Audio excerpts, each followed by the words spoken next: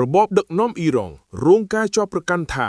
បានប្រើប្រាស់ក្រុម Hezbollah និងជីវពលអ៊ីរ៉ាក់ដើម្បីបង្ក្រាបការងើបបះបោរ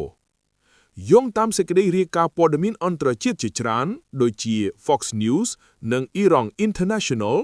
របបដឹកនាំសាធារណរដ្ឋអ៊ីស្លាមអ៊ីរ៉ង់ត្រូវបានគេរាយការណ៍ថាបានចាប់ផ្ដើមបញ្ចេញកម្លាំងប្រដាប់អាវុធបរទេសដែលជាបណ្ដាញមិត្តសម្ព័ន្ធរបស់ខ្លួនរួមមានក្រុម Hezbollah មកពីលីបង់និងក្រុមជីវពលស៊ីអ៊ីតមកពីអ៊ីរ៉ាក់ដើម្បីជួយបង្ក្រាបរលកនៃបាតុកម្មដែលកំពុងរីករាលដាលខ្លាំងទូទាំងប្រទេសសម្រាប់ព័ត៌មានសំខាន់ៗនៃព្រឹត្តិការណ៍នេះមានដូចជាមានសេចក្តីរាយការណ៍ថាមានការបញ្ជូនកងកម្លាំងបរទេសនិងខ្មាន់កាំភ្លើងប្រហែល800ទៅ850នាក់មកពីក្រុម Hezbollah និងជីវពលអ៊ីរ៉ាក់ដូចជាក្រុម Kataib Hezbollah និងអង្គការ Badr ត្រូវបានបញ្ជូនចូលមកក្នុងប្រទេសអ៊ីរ៉ង់ក្រុមទាំងនេះត្រូវបានគេរាយការណ៍ថា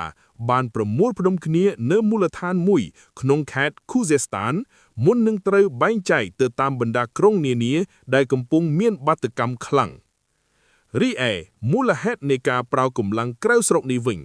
អ្នកវិភាគជឿជាក់ថារបបអ៊ីរ៉ង់ប្រើប្រាស់កម្លាំងបរទេសទាំងនេះដោយសារតែបារម្ភថាកងកម្លាំងប៉ូលីសឬទាហានក្នុងស្រុកអាចនឹងមានចិត្តទន់មិនហ៊ានបាញ់បង្ក្រាបលើប្រជាជនឯងឬក៏ដោយសារកម្លាំងក្នុងស្រុកមិនគ្រប់គ្រាន់ក្នុងការគ្រប់គ្រងបាតុកម្មដែលកើតឡើងក្នុងក្រុងជាង100ក្នុងពេលតែមួយចំណែកស្ថានភាពបាតុកម្មមានការងើបបះបោរនេះបានចាប់ផ្ដើមឡើងតាំងពីចុងខែធ្នូឆ្នាំ2025ដោយសារបញ្ហាសេដ្ឋកិច្ចការឡើងថ្លៃទំនិញនិងអតិផរណាខ្ពស់ប៉ុន្តែបច្ចុប្បន្នវាคล้ายទៅជាចលនានយោបាយដែលទាមទារឲ្យមានការផ្លាស់ប្ដូររបបដឹកនាំ regime change